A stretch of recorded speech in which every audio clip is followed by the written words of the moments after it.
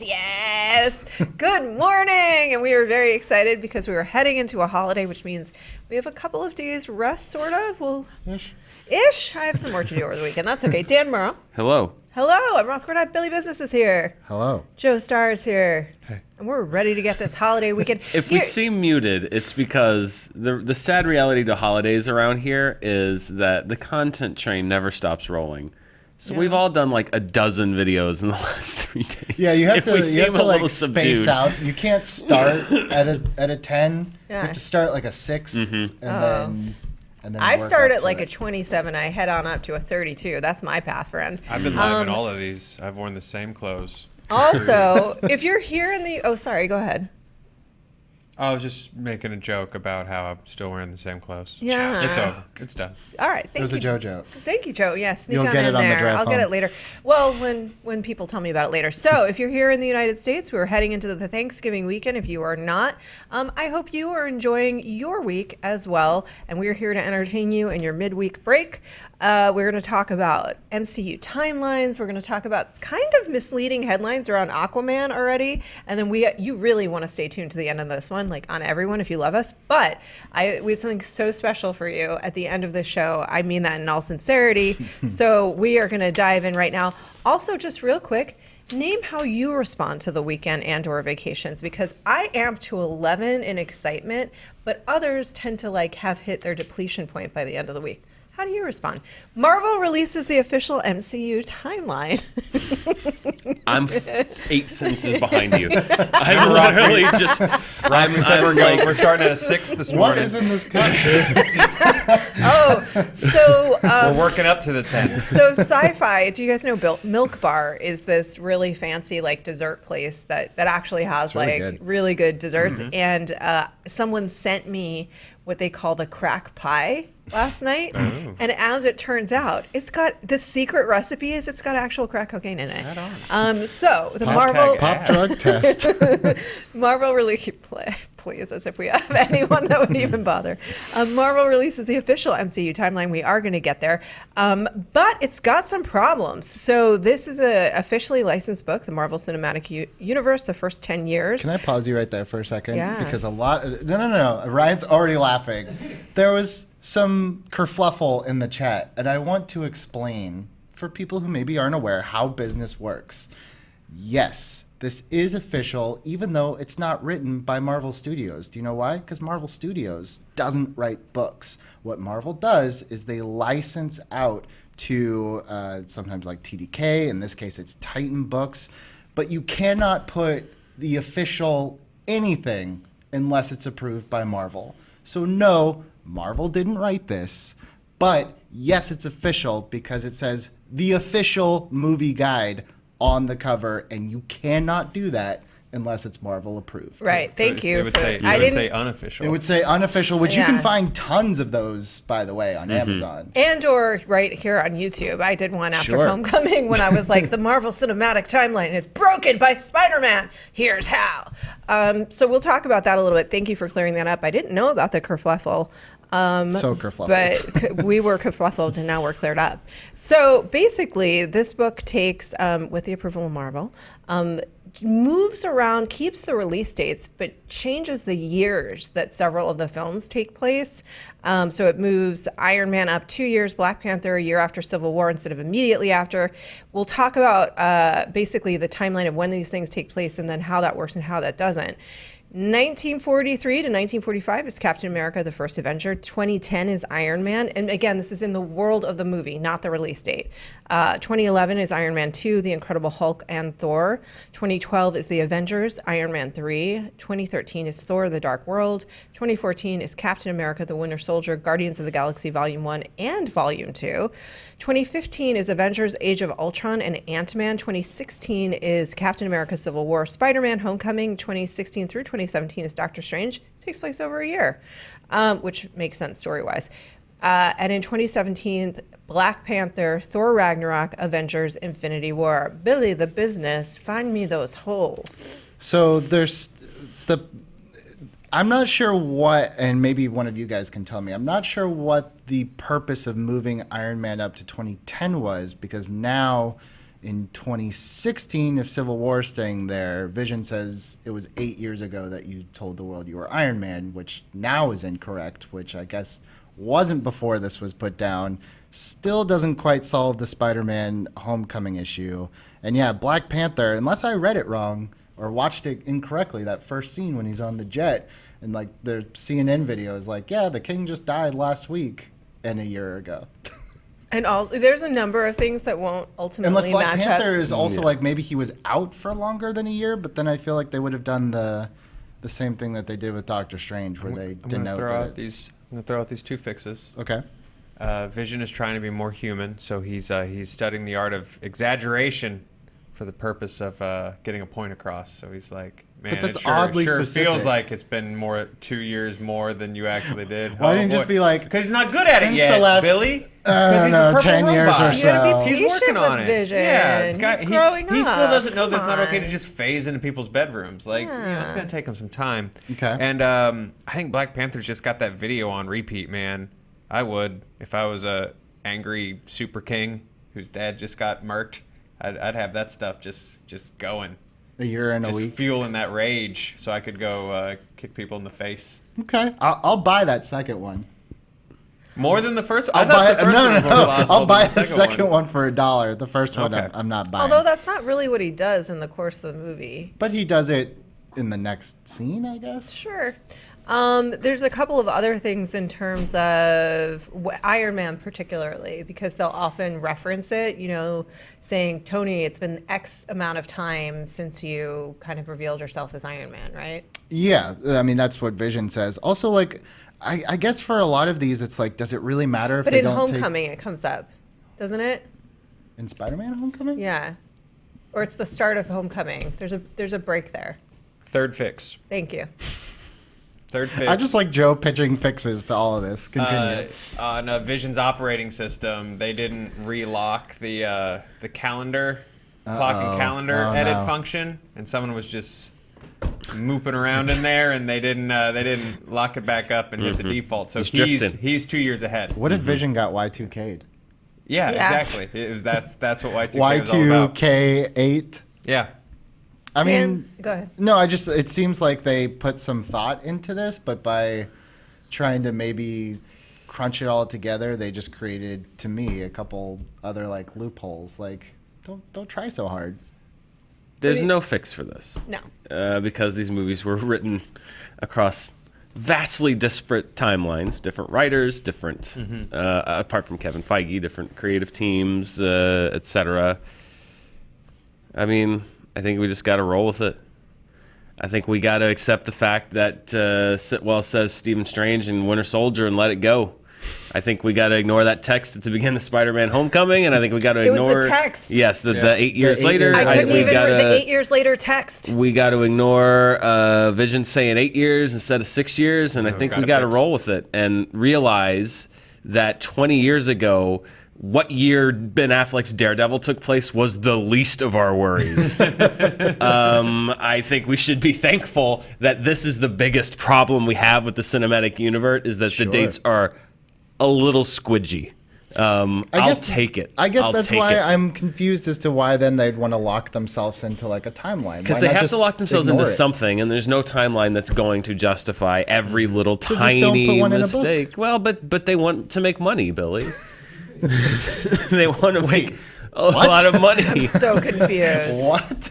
Dan, you wild outside of the box thinker. Yeah. I agree with both of those, which is that, look, I actually think the timeline nuances and diving into these things is fun. I think it's irrelevant in the face of whether the movie works as a story or not, completely. And I don't care if things don't work in terms of that minutia, as long as the movies work. But I do think it's kind of fun to get into, because like minutia can be fun to get into, lore can be fun to get into, and then forget about, as I obviously did.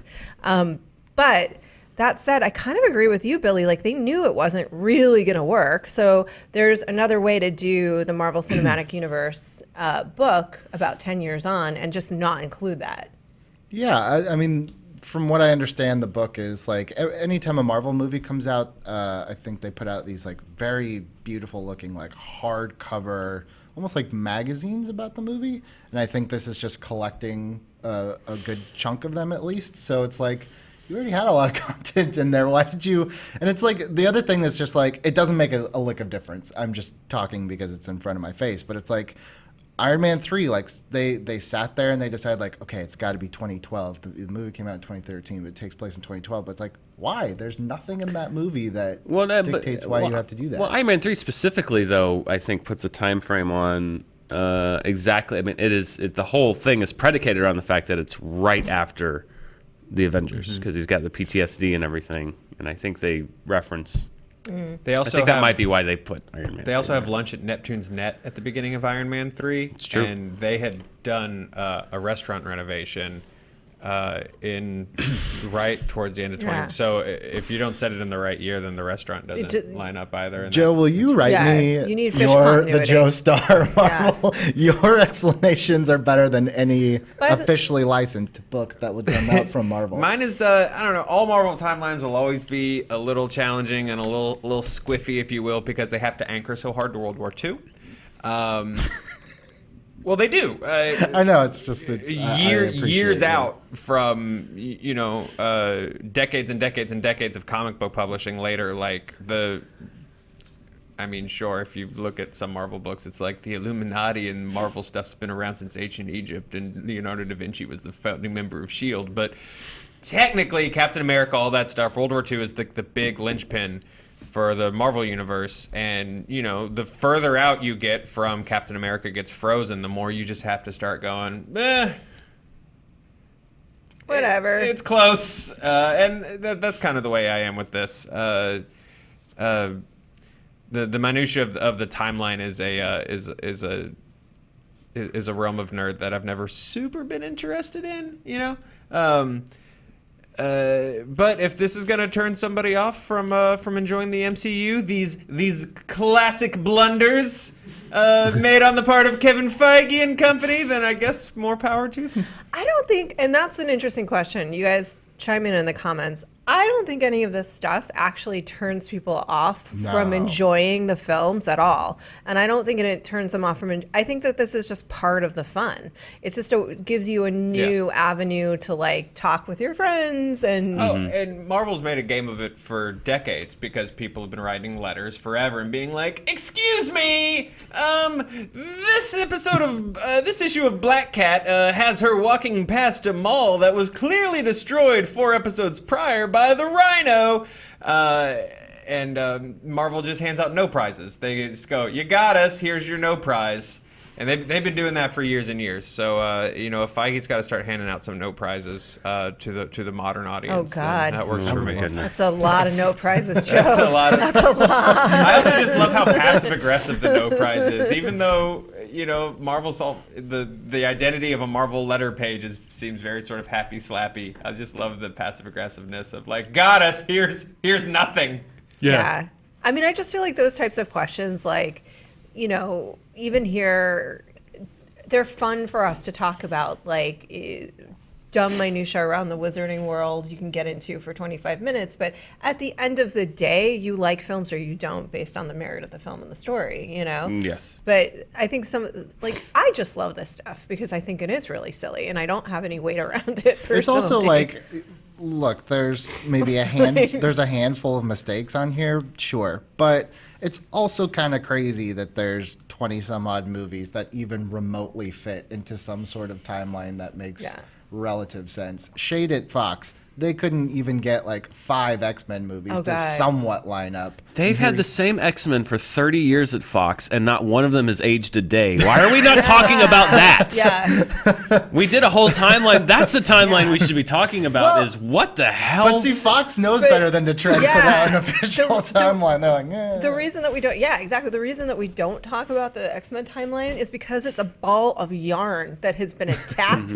by an array of really cute kittens, and it makes no sense, and there is no making sense of it at all. Like, at least with this, you can be like, well, it generally makes sense, but allow me to. And then again, you immediately forget, because I remember when Homecoming happened, it was this big conversation about, how it, even right after seeing the movie. And I, like, years later, I'm like, what happened again? Why were we upset? That's the one time a timeline thing took me out of a movie, though. Did it really? No, when I was watching Yeah. Homecoming, because when it said 8 years later, I was like, Huh? wait, 8?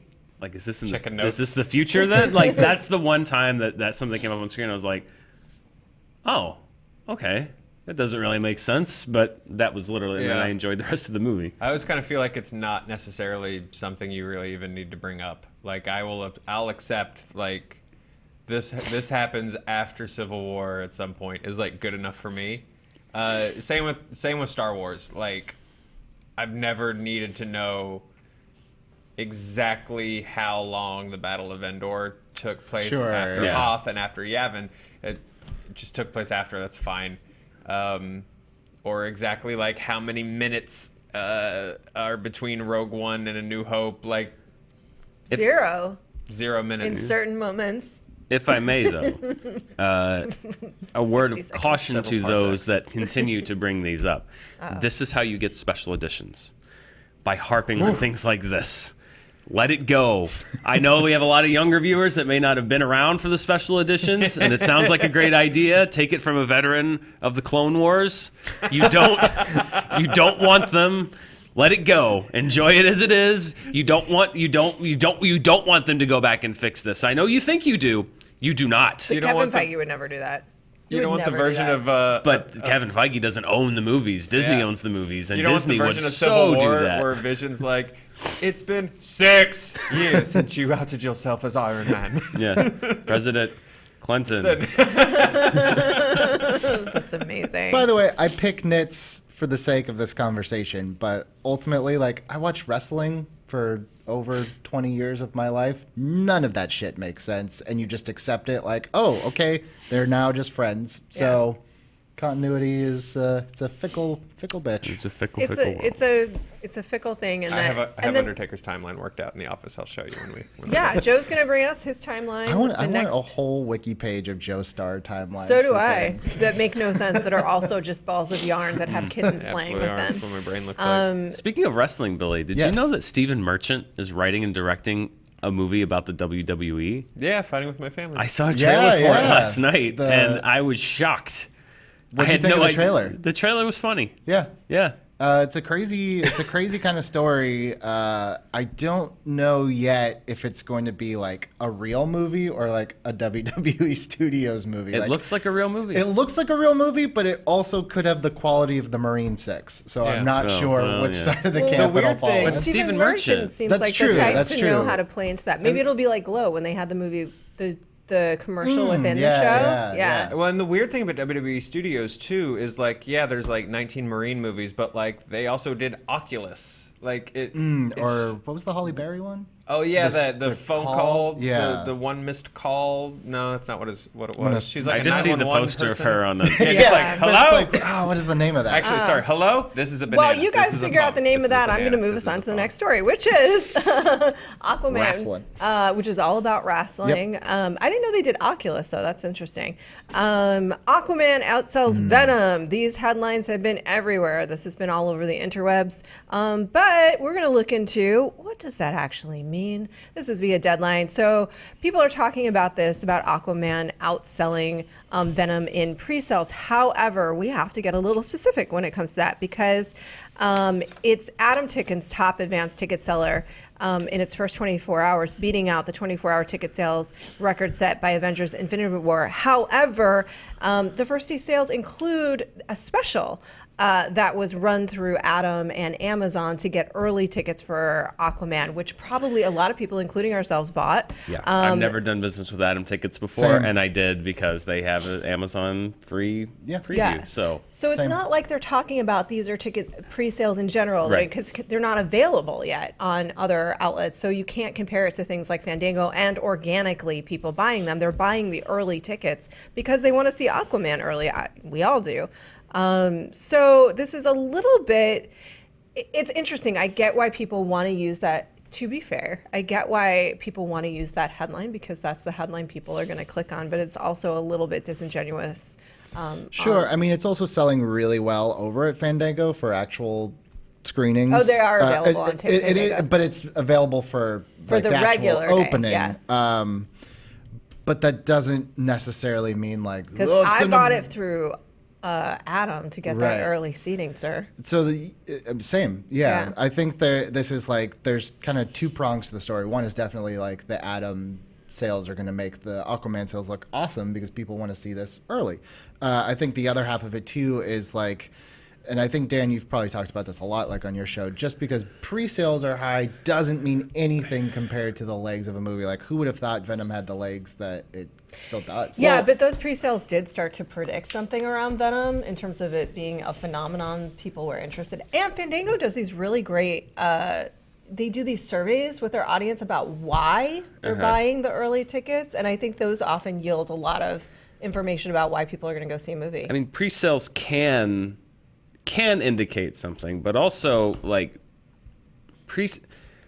a lot of the stories, and in particular, well, I get why Adam and Fandango present it this way, but a lot of the stories also say like paint pre-sales as the only arbiter of like how a movie's going to do, and it's like pre-sales are a slice of it, but they give no context. That's my problem with pre-sales numbers is there's no context whatsoever to what does that mean. How many people bought? Because, if 1.1 million people did pre-sales for Venom and 1.2 million did pre-sales for Aquaman, then, well, that's not, but if it's 4 million more, then that's a huge, there's no context to it. I actually, was just while you were talking, I was looking up if there had been a story like this about Fantastic Beasts, and they were talking about how, like, it's already outsold Justice League, and so Adam Tickets, the social movie ticketing platform, voted their respondents voted Fantastic Beasts one of the top 3 most anticipated movies for the fall. Well,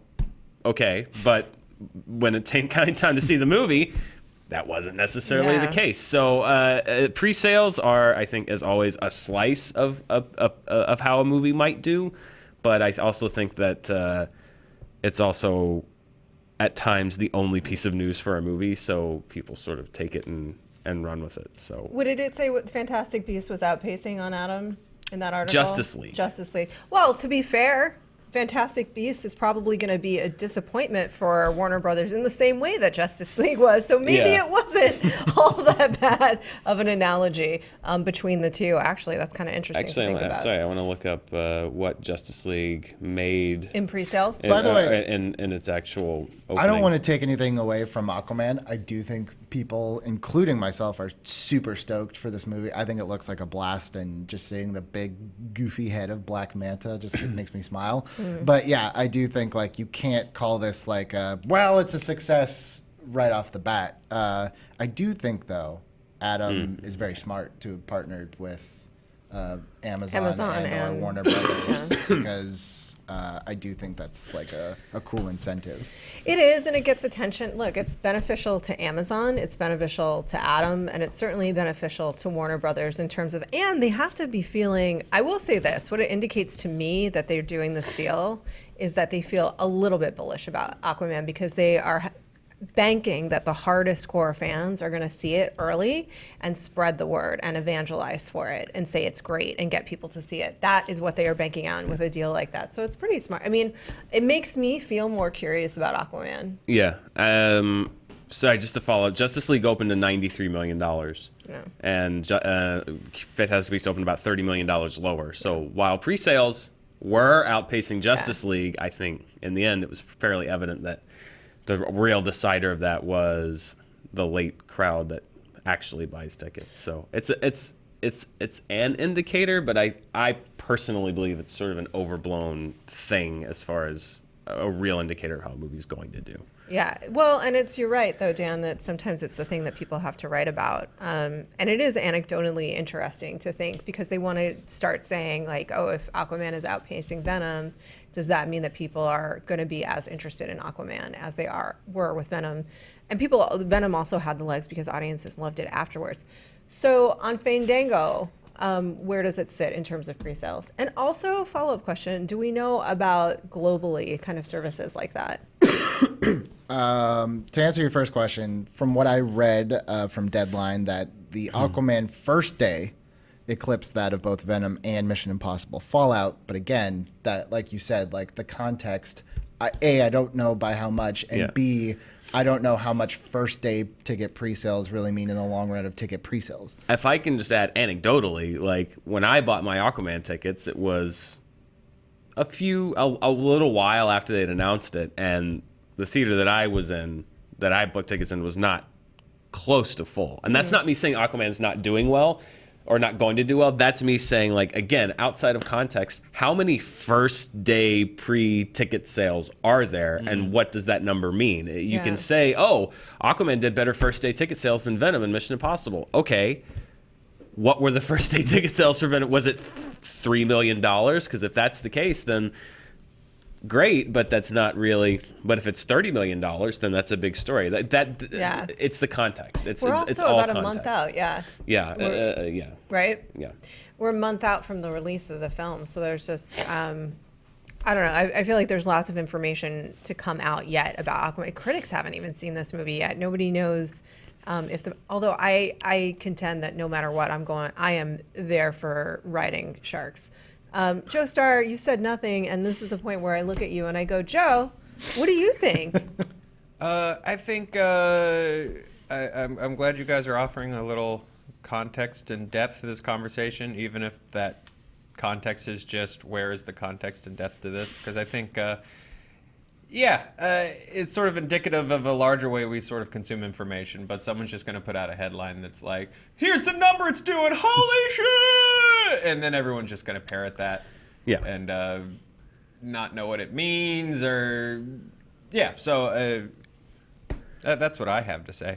Yeah. Are you also there for riding a shark? Yeah, man, look, I'm a big, like, heavy metal kid from back in the day, and just throw me weird fantasy epic stuff with underwater barbarians riding crabs around, and I'll probably show up. So yeah. I'm definitely into coming to see Aquaman. Thank you, Joe Starr. You're very welcome. I do think it's just really interesting too. I think you raised a good point about, like, generally speaking, about how we both disseminate and consume information, and it's kind of like the chicken and the egg, where audiences or viewers or readers or whatever seem to respond to a certain type of headline, a certain type of information. And so that becomes the predominant way we consume, it's delivered. And then that becomes the predominant way we expect it to be delivered and we consume it, which is in smaller and smaller bites. And the 24-hour news cycle has demanded more and more news with less and less research and less thought. And honestly, don't you guys feel a little bit like I don't know, I'm so busy in a day. Like, I've been on 3 calls since 7:30 this morning, and in the car we talked about the story, and then we got here and now we're doing it.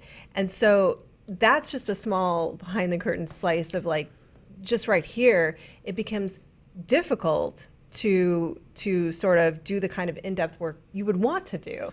And then at the same time, you have an onus to try and do that. I mean, like, specifically the reason why I wanted to... I have no idea why I took it there, but I did. Well, specifically the reason I wanted to put this in was because, and I can't remember what site, and it's probably good I can't remember, but one of the sites that I saw this morning was just simply Aquaman outselling Venom Infinity War. I was like, and then I clicked, and that was inside. Like, the context is there, but so it's not like a flat out lie, but I feel like these are the types of stories, and I'm not saying DC fans do this or Marvel fans or Star Wars, but these are like the types of things that get used in, like, really nasty flame wars, where it's like, yeah, well, we just outsold your stupid Infinity War, or like Venom, oh, we just outsold your stupid Justice League. But it's like, wait a second, let's you talk. See that?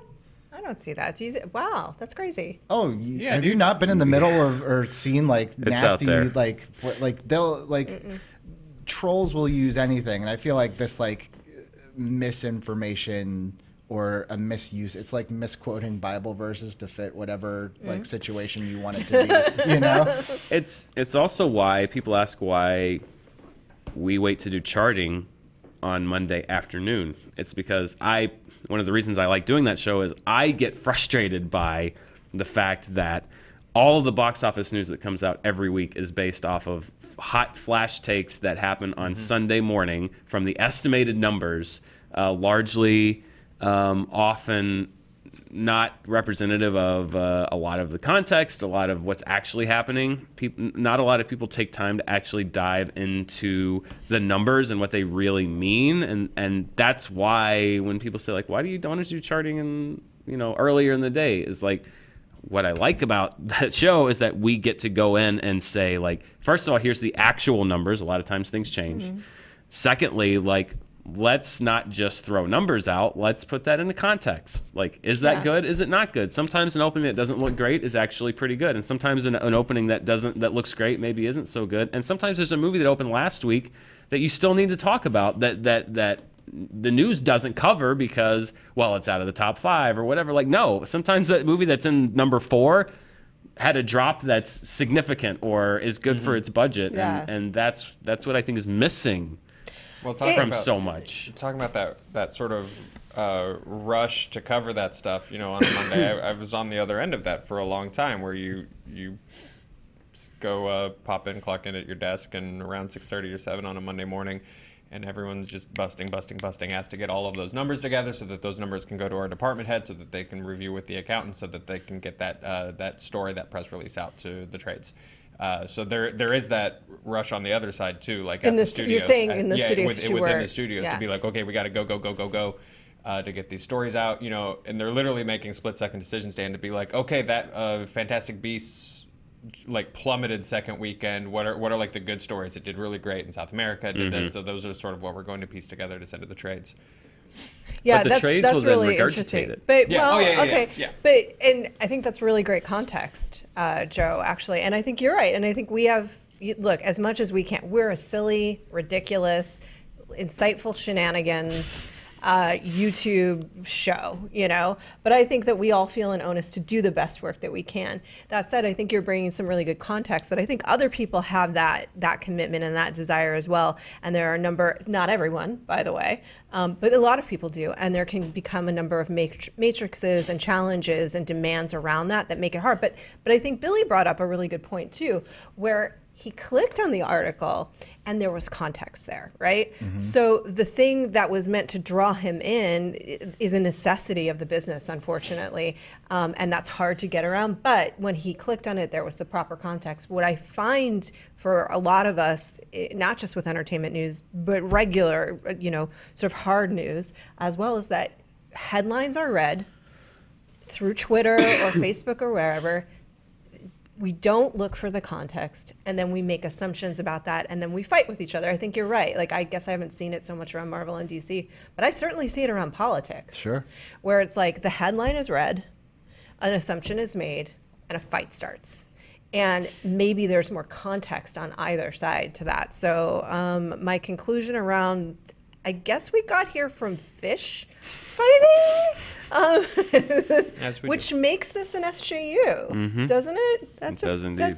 That's what we do. Just read the articles. I guess. Well, that's the long and short of it. Just read for context. And at the end of the day, we are talking about Aquaman v Venom, which is lower stakes in the grand scheme of life, and we'll find out how Aquaman does. Well, for you.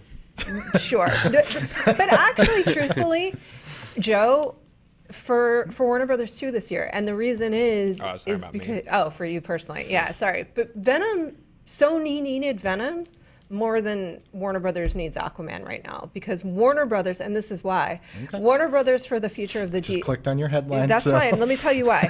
I'm going to give you some context. Yes. In terms of what it means, the story that's going to be told and the public story that's going to be told about DC and where it is of Warner Brothers and where they're heading with this universe, it is important.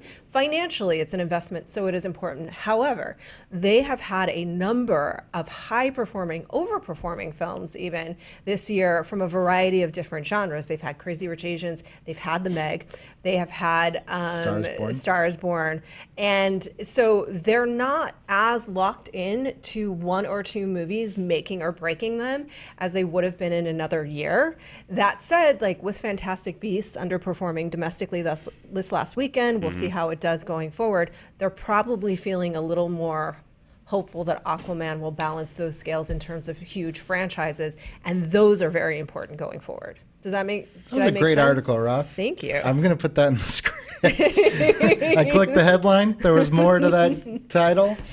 I love it. And with that, let's talk about virtual reality. Sure. This is bonkers. This is so bonkers. I kind of want you to tell the story. Okay, so I guess there's maybe in PlayStation or Google 'Cause you saw the Android. footage. I saw the footage, yeah.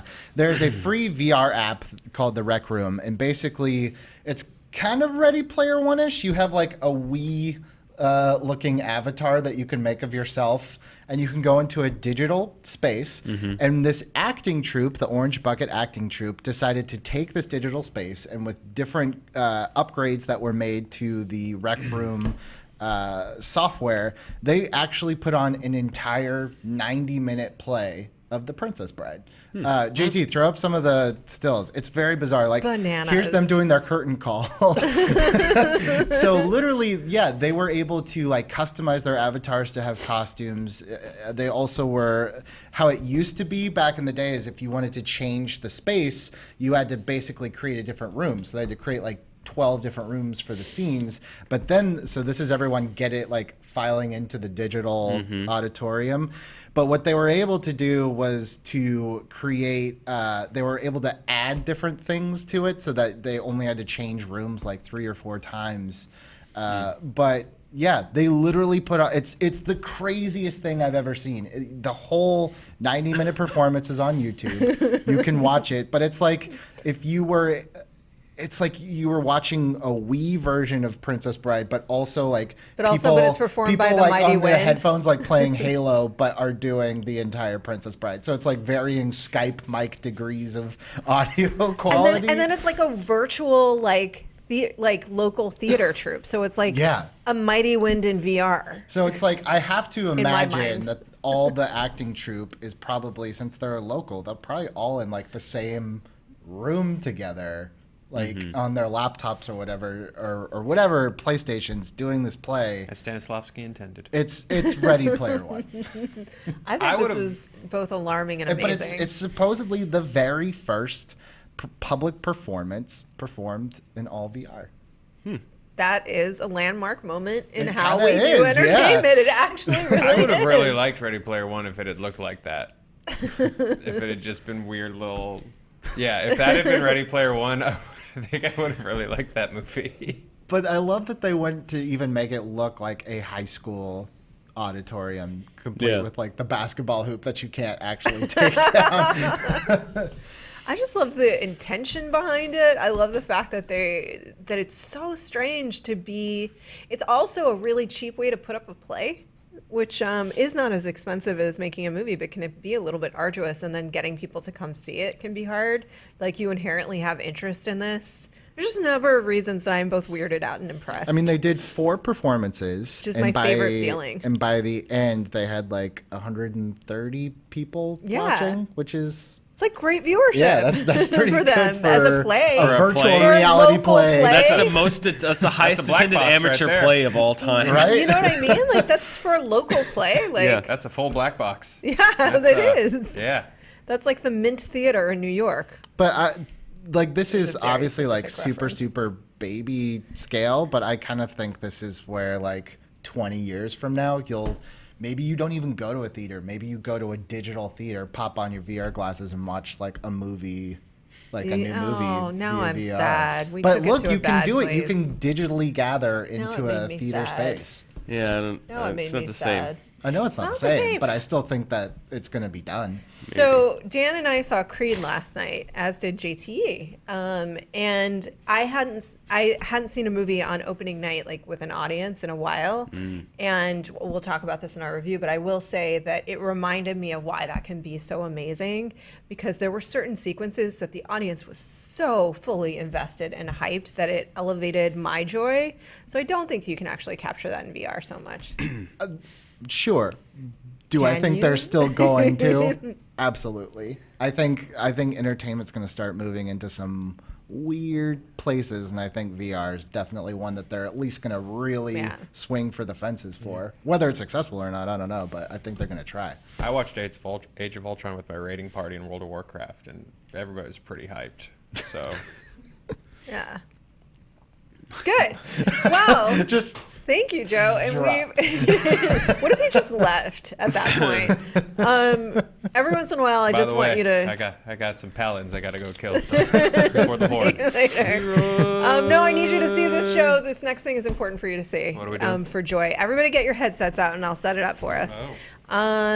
First of all, I just named one of my favorite combinations of feelings, which is both impressed and weirded out. I would love for you to share your favorite combination of feelings. And with that in mind, it's Thanksgiving tomorrow, you guys, which means it's time to start to talk about Christmas.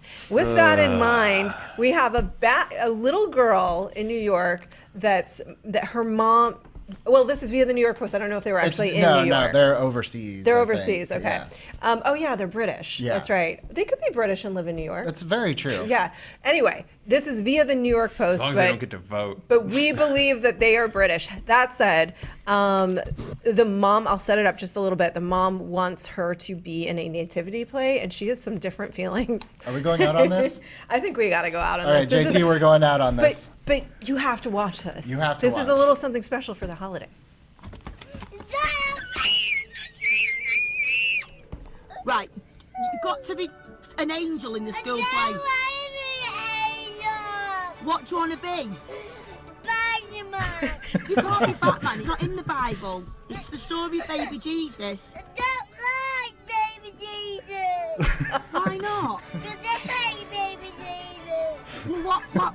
You've got to be an angel in the school I play. don't like angels. What do you like? Batman. You can't be Batman in the nativity. I want you. But you can be a beautiful angel. I don't want angels. Oh, so you want to go as Batman in the nativity? Yeah. What am I going to do? Get me a Batman outfit with not a skirt one. Yeah. With pants. Okay. What about the angel? I don't like angels. Oh, it's Baby Ron.